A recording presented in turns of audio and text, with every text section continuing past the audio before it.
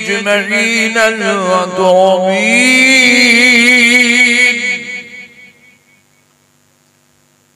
أشهد أن لا إله إلا الله وحده لا شريك له، وأشهد أن سيدنا ونبينا ومولانا محمدا عبده ورسوله. أما بعد فأعوذ بالله من الشيطان الرجيم. بسم الله الرحمن الرحيم.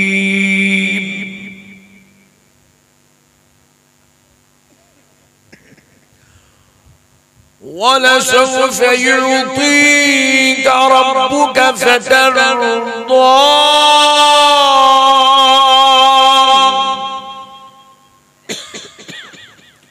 وقال الله عز وجل في كلام الله القديم والعظيم: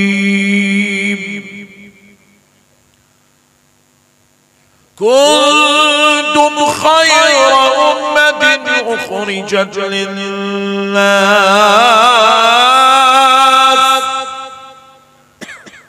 أخرجت للناس تأمرون بالمعروف وتنهون عن المنكر. صدق الله العظيم. وبلغنا رسوله النبي الكريم، ونحن على ذلك لمن الشاهدين والشاكرين.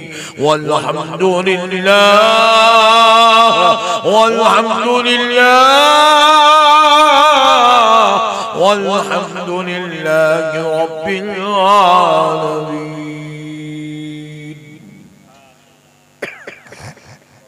मुहतरम सामीन कराम, मुअज़्ज़ज़ बुजुर्ग हजरात और नौजवान साथियों, ये अल्लाह तबारक व तआला का लाख लाख शुक्र एहसान है।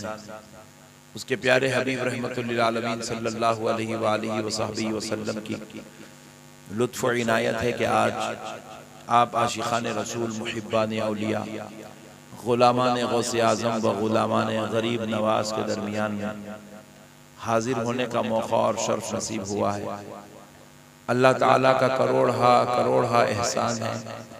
परवरदिगार ने इन मुबारक मजलिसों में बैठने, उसका और उसके महबूबों का जिक्र करने की तौफीक व सआदत से सरफराज फरमाया है। प्यारे दोस्तों, अब तो रात का बहुत बड़ा काफ़ी हिस्सा बीत चुका है। तकरीबन 2:20 हो रहे हैं और तकरीबन 90% लोग बेचारे नींद में जा चुके हैं।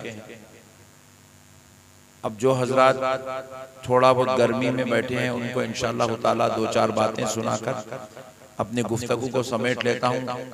थोड़ी देर आपके सामने कुछ अच्छी बातें पेश करने की सादत हासिल करूँगा, ताकि आज के मुआशरे और ज़माने के एतबार से जो हमारी ज़रूरत है और आज का जो हमारा जलसे का उन्वान है इस्लाहे मुआशरा, तो उसी उन्वान पर इंशाअल्लाह ताला कुछ देर बात करता हूँ। तवज्जो के साथ अगर आप सुन लेंगे तो इंशाअल्लाहुल अज़ीज़ ज़िंदगी में भला होगा, खैर होगा, अल्लाह ताला फजल फरमाएगा। प्यारे दोस्तों, अल्लाह रब्बुल इज़्ज़त ने कुरान पाक में इरशाद फरमाया, कुंतुम खैरा उम्मतिन, तुम सबसे बेहतरीन उम्मत हो। क्या हो? सुभान अल्लाह। तुम सबसे बेहतरीन उम्मत, यानी कि आदम अलैहिस्सलाम की उम्मत से भी बेहतर तुम हो, इब्राहिम अलैहिस्सलाम की उम्मत से बेहतर तुम हो, मूसा अलैहिस्सलाम की उम्मत से बेहतर तुम हो, ईसा अलैहिस्सलाम की उम्मत से बेहतर तुम हो। अलगर्ज तुमसे पहले जितनी उम्मतें गुजरी हैं वो सारी उम्मतें जितनी अच्छी थी, जितनी फजीलत वाली थी, जितनी अजमत वाली थी, उनसे ज्यादा बेहतर तुम हो, उनसे ज्यादा फजीलत वाले तुम हो, उनसे ज्यादा बेहतरीन तुम हो, उनसे ज्यादा अच्छे तुम हो। हम बड़े परेशान हो गए क्योंकि अब जो आदमी आज 14वीं सदी में कुरान पढ़ रहा है, वो कुरान पढ़ने वाले ने जब ये आयत पढ़ा तुम सबसे बेहतरीन उम्मत हो, वो बेचारा गुनाहगार पढ़ रहा है, खताकार पढ़ रहा है, सियाहकार ये आयत पढ़ रहा है, वो गलतियां करने वाला ये आयत पढ़ रहा है, शराब पीने वाला ये आयत पढ़ रहा है, जिना करने वाला ये आयत पढ़ रहा है, चोरी करने वाला ये आयत पढ़ रहा है। तो बड़े ताज्जुब में पड़ गया, ए अल्लाह मैं तो गुनाहगार हूँ, मैं खताकार हूँ, मैं सियाहकार हूँ, मगर मैं अल्लाह मैं बेहतरीन कैसे हो सकता हूँ? ए अल्लाह वो भी पिछली उम्मतों से ज्यादा बेहतर कैसे हो सकता हूँ? क्योंकि मौला इस उम्मत की उम्र 60 साल 70 साल 80 साल है, वो उम्मतों की उम्र 500 साल 700 साल थी। ए अल्लाह मैं छोटी उम्र वाला उन बड़ी उम्र वालों से बेहतर कैसे हो सकता हूँ? मैं गुनाहगार हूँ मौला, मैं खताकार हूँ मौला, और तू कुरान में कह रहा है तुम सबसे बेहतरीन उम्मत हो। मौला ये बात समझ में नहीं आई। फिर एक नेकोकार ने कुरान पढ़ा, वो नेकोकार था, नमाजी था, मुत्तकी था, परहेजगार था, आबिद था, जाहिद था, रोजेदार था, हज करने वाला था, ज़कात का अदा करने वाला था। उसने पढ़ा कुंतुम खैरा उम्मतिन, तुम सबसे बेहतरीन उम्मत हो। वो भी बड़ा परेशान हो गया, बोले मौला क्या मैं नमाज पढ़ के, रोजा रख के, ज़कात दे के, हज करके क्या पिछली उम्मतों से बेहतर हो सकता हूँ? क्या हजरत आदम की उम्मत से बेहतर कैसे हो सकता? हजरत मूसा की उम्मत से बेहतर कैसे हो सकता? हजरत ईसा की उम्मत से बेहतर कैसे हो सकता? तो बारगाह इलाही से जवाब आया, बंदे कुरान देखकर तो पढ़, समझ के तो पढ़। मैं आखिर कह रहा हूँ, मैंने कहा तुम खैरा उम्मतिन, तू सबसे बेहतरीन उम्मत है। क्या है? जोर से बोलो, उम्मत है क्या है? और जरा जोर से बोलो, उम्मत का मतलब क्या है? जरा इसको समझो। देखो अगर कोई शख्स यहाँ बोला ये मेरा बेटा है, तो निस्बत किसकी तरफ हुई? बाप की तरफ। अगर कोई बोला ये मेरा पोतरा है, निस्बत किसकी तरफ हुई? दादा की तरफ। कोई बोला ये मेरा मुरीद है, निस्बत किसकी तरफ हुई? मुर्शिद की तरफ। कोई बोला ये मेरा शागिर्द है, निस्बत किसकी तरफ हुई? उस्ताद की तरफ। कोई कहे ये बंदा है, तो निस्बत किसकी तरफ हुई? खुदा की तरफ। अब रब क्या कह रहा है? कुंतुम खैरा उम्मतिन, उम्मत कह रहा है, तो निस्बत किसकी तरफ हुई? मुस्तफा की तरफ। तो रब कह रहा है मेरे बंदो मैंने तुम्हें फजीलत तुम्हारे नेकियां देख के नहीं दी या गुनाह देख के नहीं दी, तुमको फजीलत मुस्तफा की निस्बत। नारे तकबीर, नारे तकबीर, नारे रिसालत, अल्लामा अहमद नक्शबंदी साहब क़िबला, नारे तकबीर। मैंने तुमको ये फजीलत मुस्तफा के वसीले से अता फरमाई है। नबी के सदक़े में हम फजीलत वाले हो गए। हमारे आमाल तो अब हो रहे हैं, हम तो दुनिया में अब तशरीफ लाए हैं, हम तो 14वीं सदी में पैदा होने वाले हैं। कुछ लोग 13वीं सदी में पैदा हुए, कुछ 12वीं सदी में पैदा हुए, कुछ 7वीं सदी में पैदा हुए, मगर कुरान तो मुस्तफा के जमाने में नाजिल हो रहा है। अल्लाह कह रहा है बंदो तुम क़यामत तक पैदा होते रहोगे। मैं तुमको देखकर तुम्हारी फजीलत का ऐलान नहीं कर रहा हूँ, मैं तुम्हारी वजह से तुम्हारी अज़मत का ऐलान नहीं कर रहा हूँ, मैं मुस्तफा की निस्बत की वजह से तुम्हारी फजीलत का ऐलान कर रहा हूँ। प्यारे हबीब के सदक़े में हमको फजीलत वाला बना दिया गया नहीं। और जो भी नेमत हमारे पास है, याद रखो मुसलमानों, ये नबी के सदक़े में मिली है। नमाज हमारे पास है, देने वाला खुदा है, दिलाने वाले मुस्तफा है। कुरान हमारे पास है, भेजने वाला खुदा है, हमें पहुंचाने वाले मुस्तफा है। अरे हमारे पास इबादत है, करना खुदा के लिए है, मगर करवाने वाला मुस्तफा है। हमारे पास माँ बाप है, माँ बाप का देने वाला खुदा, माँ बाप का एहतराम सिखाने वाला। हमारे पास दौलत है, दौलत के असबाब बनाने वाला खुदा, हलाल और हराम की तमीज कराने वाला मुस्तफा है। नबी के बगैर कुछ भी नहीं है। बोलो जी, यहाँ दिख रहा झारखंड वालों वाले खामोश बैठे हुए घूर घूर के देख रहे, टेंशन में क्या? कुछ छुमटी उमटी होने का दिला टेंशन में तो मेरे को रहना चाहिए। मैं लाइट ले रहा हूँ जान दो बोल के, जलसा खराब नहीं होना बोल के, और तुम लोग का टेंशन ले रहे। अब मसले को समझो प्यारे दोस्तों, मसले को समझो प्यारे दोस्तों। अब हमारे पास जो नेमतें हैं, देने वाला खुदा है, दिलाने वाले मुस्तफा है। आज कायनात का हर शौहर अपनी बेगम का हक अदा कर रहा है, बेगम को अच्छा अच्छा खाना खिला रहा है, बेहतरीन कपड़े पहना रहा है, उसकी इज्जत कर रहा है, उसका हक अदा कर रहा है, औलाद के साथ हुस्न सुलूक कर रहा है, औलाद की तालीम और तरबियत कर रहा है, औलाद को नेक बनाने की कोशिश में लगा हुआ है, उसके तक़वे के लिए कोशिश कर रहा है, उसको कामयाब बनाने की कोशिश कर रहा है। अरे बीवी और बच्चों का देने वाला खुदा है, तो उनका हुस्ने सलूक सिखाने वाला। अगर नबी नहीं सिखाते तो अपन भी एल्लैया मल्लैया के जैसे रहते थे। नबी का सदका है, इंसान बन गए हैं। नहीं, हमारे पास इंसानियत क्या है? हमारे पास इंसानियत का नाम है मुहम्मदुर रसूलुल्लाह। प्यारे नबी के सदक़े में इंसान बने हुए हैं। और जो लोगों के पास, आप गौर करके देखो, आप गौर करके देखो, जितने लोगों के पास भी आज जुल्म है, ज्यादती है, शरारत है, कई लोग ऐसे नंगे फिर रहे, मार्केट में नंगे फिर रहे, कपड़े पहनने की तमीज नहीं, नालायक नंगे फिर रहे। अरे मैं बोला इन्हें नंगा के हुआ, पैसे वाला भी है, अक्ल वाला भी है, जिस्म वाला भी है, इल्म वाला भी है, मगर इसको नंगे में कपड़े में फर्क नहीं है, नंगा फिर रखा ही। जब गौर करके देखे तो पता चला इसका ने सब कुछ तो है मगर मुस्तफा की तालीमात नसीब नहीं, नबी का तरीका नसीब नहीं है, इसलिए नंगा फिर रहा है। कई लोगों को आप देखिए मर्डरा करते फिर रहे हैं, डकैती करते फिर रहे हैं, जुल्म ज्यादती करते फिर रहे हैं, शरारत करते फिर रहे हैं, पूरे मुल्क को परेशान करके रखे हुए हैं। हमने पूछा ये कैसी कौम है जो जानवरों का पेशाब पी रही है? तो अब की बारगाह से आवाज आई, बंदो देखते नहीं हो, इनके पास सब कुछ तो है मगर प्यारे मुस्तफा की तालीम नसीब नहीं। जिनके पास से नबी की तालीम खत्म हो जाती है, उनमें इंसान और जानवरों में फर्क भी खत्म हो जाता है। इंसानों और जानवरों में फर्क खत्म हो जाता। आज हम लोग इंसान बने हुए हैं, हम जानवरों का पेशाब नहीं पीते हैं, इंसानों का पेशाब नहीं पीते हैं, हम कायनात की किसी शय को अपना खुदा नहीं मानते हैं। क्यों नहीं मानते? ये हमारे लिए इज्जत और फजीलत की बात क्यों बन गई? इसलिए बन गई कि ये तालीम हमें आमिना के लाल ने अता फरमाया है, रहमतुल लिल आलमीन ने हमें ये दर्स सिखाया है। सरकार के सदक़े जाओ। अब इसीलिए तो हम लोग आप बाजू वालों को बोलते रहते हैं, अरे मियाँ ये जो कुछ भी तेरे पास नेमत है, टोपी पहन रहा, दाढ़ी छोड़ रहा, कुर्ता पैजामा पहन रहा, नमाज पढ़ रहा, दीन का काम कर रहा, ये सारा का सारा सदका प्यारे मुस्तफा का है।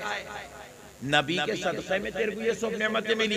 नबी नहीं होते तो तू भी जानवरों की तरह होता, नबी नहीं होते तो तुम भी अपनी बीवियों का कत्ल करने वाले बनते, नबी नहीं होते तो अपनी बच्चियों को जिंदा दफन करने वाले होते। ये नबी का सदका है कि हमें दीन भी नसीब हो रहा है, अखलाक भी नसीब हो रहे हैं, किरदार भी नसीब हो रहा है, इंसानियत नसीब हो रही है। तो आओ मुसलमानों, आज ये बात सोच के चलो, आज के बाद जिएंगे तो काफिरों के तरीके पर नहीं, मदीने वाले मुस्तफा के तरीके पर, नबी के तरीके पर जिएंगे। नबी के तरीके पर जीने का नाम ही इंसानियत है, इसी का नाम ही इंसानियत है, इसी का नाम अखलाक है, इसी का नाम किरदार है। अब आओ प्यारे दोस्तों, हमने अपने परवरदिगार से कहा, ए अल्लाह, प्यारे नबी के वसीले से तूने हमको इतनी बड़ी इज्जत, इतना बड़ा मुकाम अता किया कि तमाम उम्मतों में हमको बेहतरीन उम्मत करार दे दिया। ऐ परवरदिगार, जरा ये तो बता मेरे मौला, आदम अलैहिस्सलाम की उम्मत तेरे बंदे हैं, हजरत इब्राहिम की उम्मत तेरे बंदे हैं, हजरत मूसा की उम्मत तेरे बंदे हैं, हजरत ईसा की उम्मत तेरे बंदे हैं। मौला हम भी तेरे बंदे हैं, मगर परवरदिगार तूने यहाँ पर कुंतुम खैरा उम्मतिन क्यों कहा, कुंतुम खैरा इबादिन क्यों नहीं कहा, बेहतरीन बंदे क्यों नहीं कहा, बेहतरीन उम्मत क्यों कहा? तो बारगाह इलाही से जवाब आता है, बंदे होने में तो वो भी मेरे बंदे हैं, जो हजरत आदम की उम्मत है बंदो वो भी मेरे बंदे हैं, इब्राहिम की उम्मत मेरे बंदे हैं, ईसा की उम्मत मेरे बंदे हैं, मूसा की उम्मत मेरे बंदे हैं, मुहम्मद की उम्मत मेरे बंदे हैं। बंदे होने के एतबार से तुम सब एक हो, मगर तुम्हें फजीलत बंदगी के एतबार से नहीं, मुस्तफा की गुलामी के एतबार से अता किया जा रहा है, निस्बत मुस्तफा की वजह से दिया जा रहा है। अब जरा गौर करो प्यारे दोस्तों, हजरत आदम आए, सिर्फ मक्का, शहर मक्का एहतराम वाला इज्जत वाला था। हजरत नूह आए, शहर मक्का इज्जत वाला था। हजरत मूसा आए, शहर मक्का इज्जत वाला था। हजरत ईसा आए, सिर्फ शहर मक्का इज्जत वाला था। दुनिया में मक्के के अलावा 1,24,000 पैगंबर आए, मगर कोई दूसरा शहर, दूसरा इलाका इज्जत वाला, एहतराम वाला, अदब वाला, तहजीब वाला, मुकाम मर्तबे वाला नहीं बना। मगर आमिना के लाल आ गए, प्यारे मुस्तफा आ गए, हुजूर भी आए तो मक्के में ही तशरीफ लाए। हुजूर की विलादत मक्के में हुई, हुजूर की पैदाइश मक्के में हुई, तो मक्का तो पहले से फजीलत वाला था। आमिना के लाल आ गए और इज्जत वाला हो गया और एहतराम वाला हो गया। मगर प्यारे मुस्तफा ने शहर मक्का में 53 साल अपनी जिंदगी के गुजारे।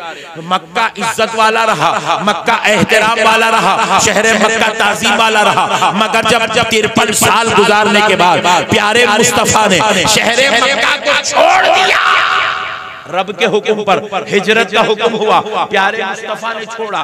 छोड़ के अब हुजूर मक्के से हिजरत करके यसरफ की तरफ तशरीफ ले जा रहे हैं, यसरफ की तरफ तशरीफ ले जा रहे हैं। जैसे ही प्यारे मुस्तफा ने यसरफ में कदम रखा तो अब यसरफ ना रहा, मदीना बन गया, मदीना बन गया। तो अब तक मक्का इज्जत वाला था, मुस्तफा के कदम की बरकत देखिए, मदीना भी इज्जत वाला हो गया, मदीना भी एहतराम वाला हो गया, मदीना भी हरम का दर्जा पा गया, मदीना भी मुअज़्ज़ज़ और मोहतरम हो गया, शान और अज़मत वाला बन गया। तो पता क्या चला, अल्लाह ने प्यारे मुस्तफा को इस शान का मालिक बनाया, इस रुतबे का मालिक बनाया कि हबीबे खुदा कदम रख दे तो शहरे मदीना हरम वाला हो गया, इज्जत वाला हो गया।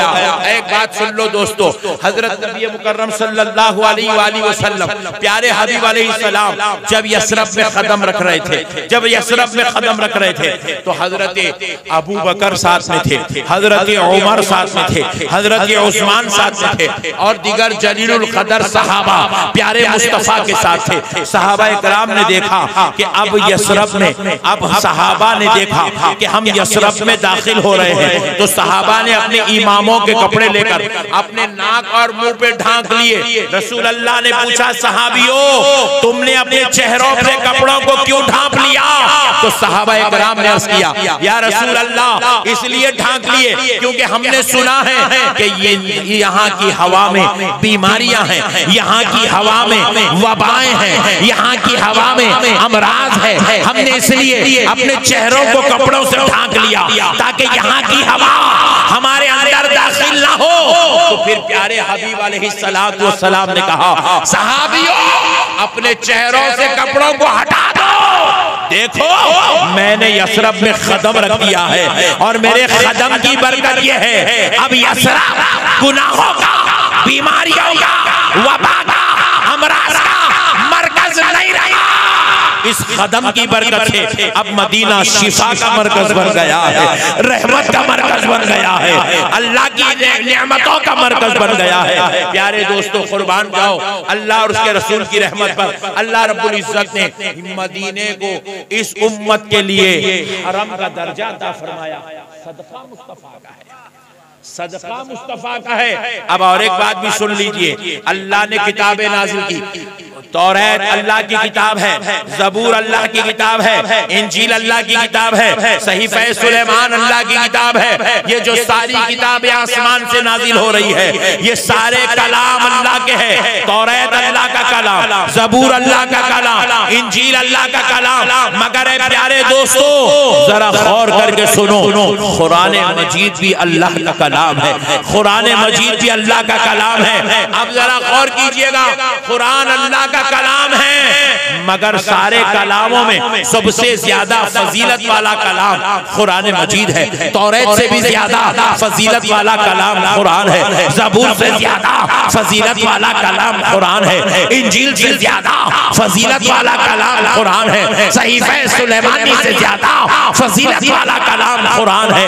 आप जरा गौर करके देखिए, सारे कलाम अल्लाह की किताब है, अल्लाह तबारक व तआला ने नाजिल किए हैं। ले देने वाला खुदा है, लाने वाले जिब्रील है, मगर सारे कलामों का मुकाम मर्तबा एक तरफ है और कुरान मजीद का मर्तबा एक तरफ है। आखिर बात क्या है? हमने पूछा है जब कुरान तेरी किताब है, ज़बूर तेरी किताब है, इंजील तेरी किताब है, तौरात तेरी किताब है, सहीफ़े सुलेमानी तेरी किताब है, मगर एक परवरदिगार सारे कलामों में फिर कुरान मजीद भी जब तेरा ही कलाम है तो इसका मर्तबा बुलंदो बाला कैसे हुआ?